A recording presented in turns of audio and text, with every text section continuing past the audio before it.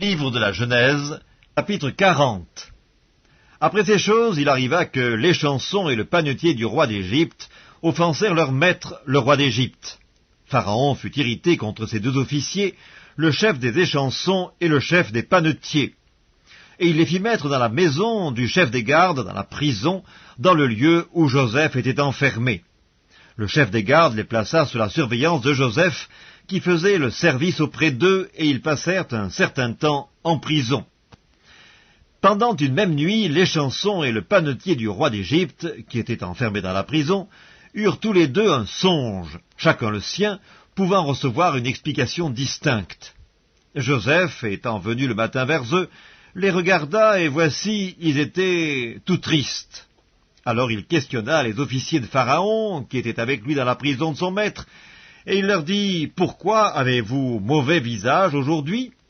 Ils lui répondirent, « Nous avons eu un songe, et il n'y a personne pour l'expliquer. » Joseph leur dit, « N'est-ce pas à Dieu qu'appartiennent les explications? Racontez-moi donc votre songe. » Le chef des échansons raconta son songe à Joseph et lui dit, « Dans mon songe, voici, il y avait un cep devant moi.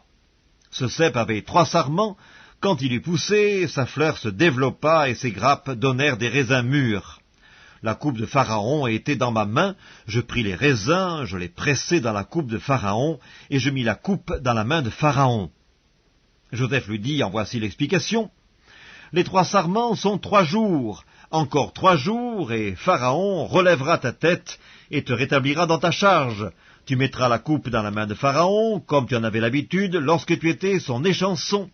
Mais souviens-toi de moi quand tu seras heureux et montre, je te prie, de la bonté à mon égard.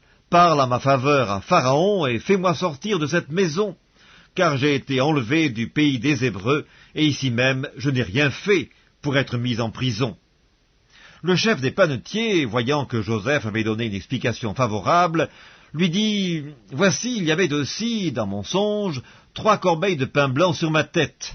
Dans la corbeille la plus élevée, il y avait pour Pharaon des mets de toute espèce, cuits au four, et les oiseaux les mangeaient dans la corbeille au-dessus de ma tête. » Joseph répondit et dit, « En voici l'explication, les 3 corbeilles sont 3 jours, encore 3 jours, et Pharaon enlèvera ta tête de dessus de toi, te fera pendre à un bois, et les oiseaux mangeront ta chair. » Le 3e jour, jour de la naissance de Pharaon, il fit un festin à tous ses serviteurs, et il éleva la tête du chef des échansons et la tête du chef des panetiers au milieu de ses serviteurs. Il rétablit le chef des échansons dans sa charge pour qu'il mît la coupe dans la main de Pharaon, mais il fit pendre le chef des panetiers selon l'explication que Joseph leur avait donnée.